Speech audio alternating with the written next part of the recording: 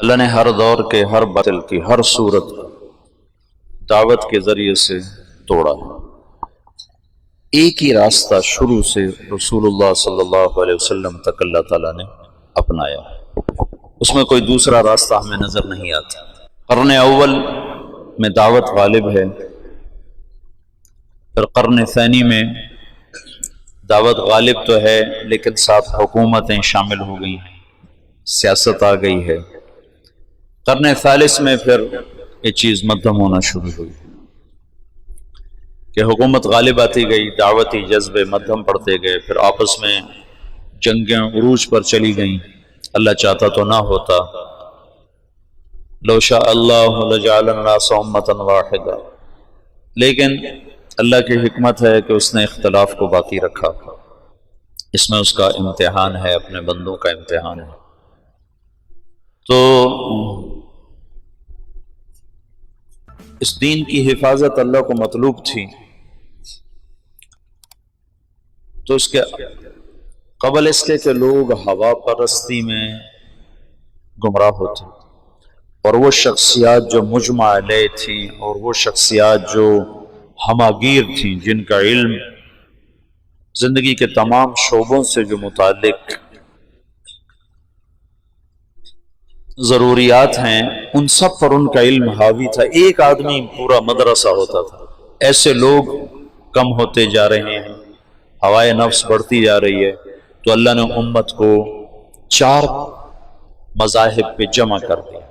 یہ اللہ کا تکوینی نظام تھا، نہ ابو حنیفہ، نہ مالک، نہ شافعی، نہ ابن حنبل رحمۃ اللہ تعالی علیہ، ان میں سے کسی نے بھی اس سوچ کے ساتھ اپنی علمی جہود کو نہیں اٹھایا تھا کہ لوگ ہمارے تابع ہوں گے، ہماری فقہ پر عمل کریں گے، ہمارے فتاوی پر عمل کریں گے۔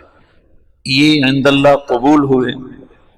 اللہ نے امت کو زیغ ضلال سے بچانے کے لیے، ہوا پرستی، نفس پرستی سے بچانے کے لیے، اللہ تعالیٰ نے ایک اپنے تکوینی نظام کے ساتھ ان 4 پر امت کو جمع کر دیا۔ بہت تھوڑے اس میں سے باہر نکلے، بہت کم، ہر دور میں رہے لیکن بہت کم برائے نام، آج بھی وہ بہت تھوڑے ہیں۔ یہ جو انہوں نے نظام بنایا، اس کے پیچھے اللہ کی غیبی قدرت تھی۔ یہ کوئی تدبیر سے نہیں تھا کہ بھئی آگے یہ ہونے والا ہے تو ایسا کر دو کہ لوگ اس پہ آ جائیں، ایسا نہیں تھا۔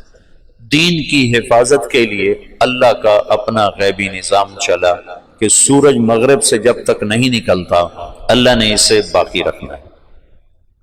صفات جب مدھم پڑنے لگی تو اللہ نے اپنے بندوں پر تزکیہ نفس کے مختلف طریقے الہام فرمائے۔ یہ جو ایک وجہ لکھی جاتی ہے کہ پھر علماء میں دنیا طلبی پیدا ہو گئی تو پھر مشائخ نے یہ طریقے ایجاد کیے، یہ بات مجھے وزنی نہیں لگتی۔ علماء ہر دور میں تھوڑے ہوتے ہیں، اور اس دور میں اور بھی تھوڑے تھے، ایسے مدارس نہیں تھے، ایسے کھلے عام علم کا نظام نہیں تھا۔ علماء تو بہت تھوڑے، اور اس دور میں بھی تھکے سے تھکا عالم بھی کوئی دنیا کا طلبگار نہیں ہوتا تھا۔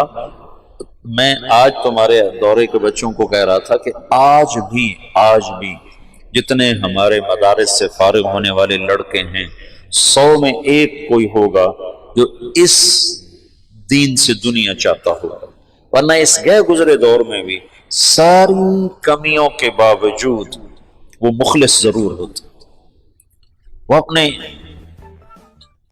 8-9 سال اس نے سو کے گزارے، اس کو ذرہ کی گردان تک نہیں آتی، لیکن میں پھرا ہوں، میرا تجربہ ہے، میرا مشاہدہ ہے، میرا کتابی نہیں ہے، کتاب سے نہیں، مشاہدہ ہے کہ 100 میں 99 آج بھی مخلص ہیں۔ عمل میں کوتا ہوں گے، ممکن ہے وہ نماز بھی نہ پڑھتا ہو، یہ بھی ناممکن، لیکن اس نسبت سے وہ دنیا چاہتا ہو، ایسا کوئی 100 میں 1 ہوگا۔ تو اس دور میں تو کوئی لاکھوں میں 1 ایسا ہوتا تھا، کوئی اس نسبت سے دنیا چاہتا ہو۔